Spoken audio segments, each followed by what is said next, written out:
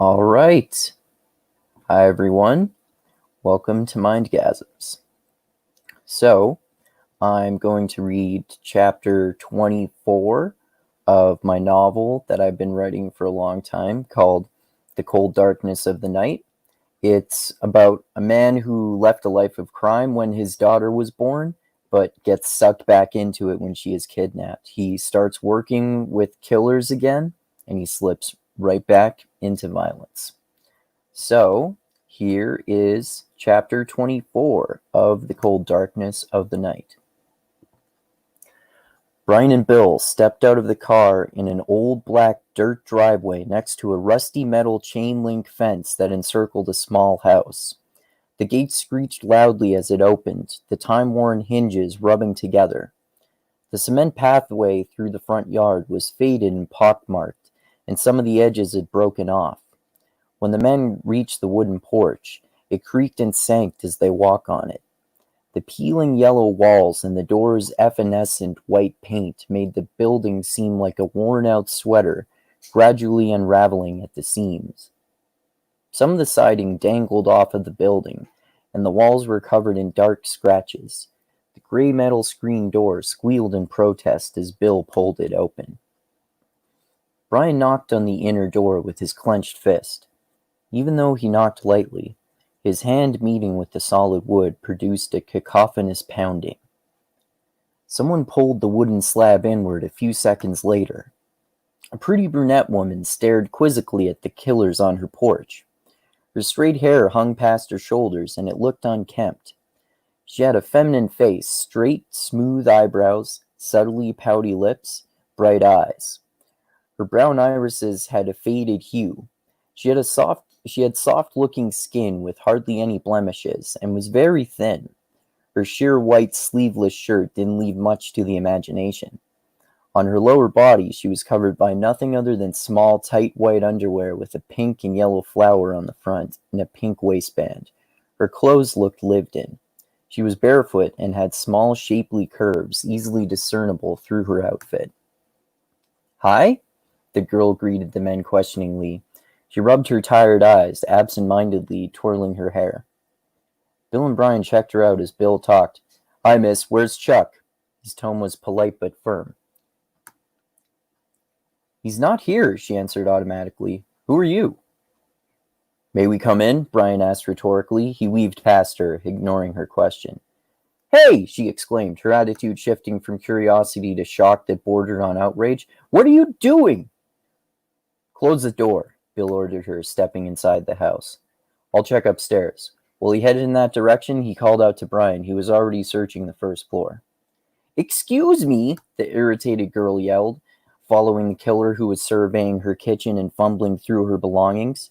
She tried to get his attention, to no avail. "I'm gonna call the police if you don't tell me who you guys are right now." "We're dangerous men with guns, bitch," Brian maliciously reacted, unbuttoning his suit jacket and pulling out his .357 Magnum. "And our boss owns the police. That's all you need to know." He shoved his gun into her forehead, maintaining composure in spite of his threats. The terrified woman cringed and whimpered as the weapon pushed her back against the kitchen sink. "Okay, okay," she cried. "Where is he?" the powerful man shouted in her face, pressing the pistol harder into her head and becoming monstrous. "I don't know," she replied in a sheer voice, tears streaming down her beautiful face. Her gaze darted to the window behind her and to her left. "He was gone when I got up to answer the door." Brian glanced in the same direction as her. "What were you just looking at? Did he fucking run?" Shoving his .357 into her forehead, his face was only a few inches away from her own. "Don't fucking lie to me!" The defenseless woman shot up in surrender. "Okay," she sobbed, petrified. "He ran! Please don't kill me! I'm so sorry!" The frightened criminal lowered his Magnum and sprinted to the staircase next to the front entryway. "Bill! The motherfucker bolted! Lock this chick in the car and follow the alley behind the house. I'm going after him." "All right," he answered, running down the stairs. The traumatized girl collapsed against the cupboard below the sink. She was overwhelmingly horrified and astonished. Her small body racked with quiet sobs, and her head was buried in her hands that rested on her bent knees. Brian holstered his weapon, cautiously approaching the terrorized woman. He knelt down in front of her and said in a calm, reassuring tone, "We're not going to hurt you, I promise." He gently lifted her head to look into her eyes. She could see the apologetic concern on his face. "Just tell us where he went." "I don't know," she responded pleadingly, her eyes leaking tears.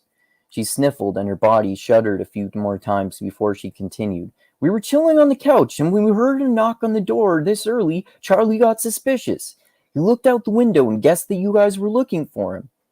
He just snuck out the back door and got as far away from here as possible. He didn't tell me where he was going, I swear. He didn't want me to be able to tell you."